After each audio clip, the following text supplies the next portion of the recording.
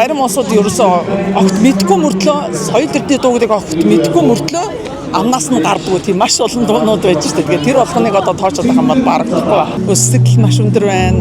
Үзэгчд маань маш гоё халуунд дулаан хүлээж авч байна. Тэгээд хамгийн гол нь соёл эрдэнэ хамтлагийн тэртех 1971 оноос одоо бүтээл тойруулаа хийж ихсэн тэр бүтээлүүдэд дахин сэргээж тоглоод тэгээд хөгжимдөх дуулахтай хөгжмийн найруулга тэр үед ямар байсан одоо хүртэл ямар байгаа тэр бүх зүйлийг яг ингээд он дараалаар нь одоо маш их боломжийн хувилбараар өнөөдөр энэ тоглолтоо бид нар ингэж гой цомох гэж хийж байгаа нь бол үнэхээр гайхалтай өдөр байна гэж харагдаж байна. Тэгээд дээр нь үе манай рок попын урлагийн хамгийн сайхан шилдэг залуучууд олон үеийн сайхан уран бүтээлчид бид бүгдийг дэмжиж хүрэлцэн ирж соёл эрдэнэ хамтлагт маань маш гоё том хүндэтгэл үзүүлж бид бүхний одоо сонсох дуртай соёл эрдэнэ хамтлагийн одоо үеийн алдарч зэрсэн олон сайхан дуучдын дуунуудыг ингээд дуулж байгаа жишээ нь гэхэд одоо энд ингээ сонсогдож байна. Тэгээд та бүхэндээ ч бас маш их баярлалаа. Соёл эрдэнэ хамтлагийн 55 жилийн ойг ингээ хамтдаа хуваалцаж ийм гоё одоо үзэгчд маань бас бидний мэдлэгээ хүргэсэн маш их баярлалаа. Соёл эрдэнэ хамтлагийн 55 жилийн ой баярын мэдээг та бүхэндээ хүргэж байна. Тэр үедээ ямар ч байсан соёл эрдэнэ гэдэг энэ нэр бол өөрөө соёлыг түгээх тийм үү? Соёлыг түгээх одоо ийм гоё дуу хөгжмийн хамтлаг тийм учраас соёлоороо заавал ихэж байгаа зүг. Эрдэнэ гэдэг чинь өөрөө соёл гэдэг үгнээсээ гаралтай. Тэгээд соёл эрдэнэ гэдэг маань өөрөө соёл нь өөрөө яг эрдэнэ юмаа гэдгийг дуу хөгжмөөрөө илэрхийлсэн тийм гоё агуу одоо утгатай хүн утгатай нэр гэж би бол хувьдаа тэгэж хүлээн зөвшөөрдөг. Тэгээд соёл эрдэнэ хамтлаг чинь бусад уран бүтээлсийг бодоход бид нар бүгдээрээ дуучид гэхэд дандаа биенийхээ ард бэк вокал хийдэг. Өөрөөр би одоо өнөөдөр госол дуучин гэд би дуугаа дуулчаа гараа явахгүй. Би дуугаа дуулчаад миний дараагийн дуучин дуулаа гэд бид нар ард нь вокал хийн. Хөгжимчд нь хүртэл вокалаа хийн. Гэх мэт ингэж энүүгээрээ дуу хөгжмийн хамтлагийн онцлог гэдэг чинь шал өөр. Тэр тэгэж тийм уур амьсгалтаагаар ард түмэндээ бид нар үзэгчтэй үргэлжсэн. Сая та бүхэн харсан баг яг энэ соёл эрдэнэ хамтлаг яг эхлээд дуулж байхад хонгорын би вокал хийж штэ.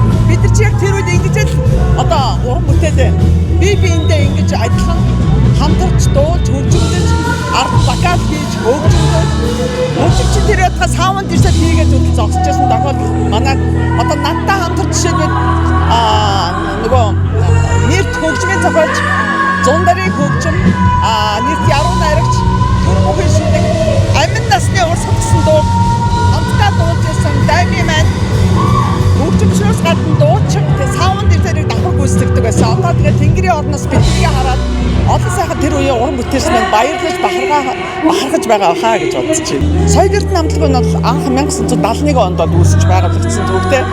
Миний хувьд бол 1985 оноос энэ хамтлагтай холбогдсоор өнөөдрийг хүрсэн. Тэгээд би бол хамгийн олон жил болсон дуучин гэж хэлж болно.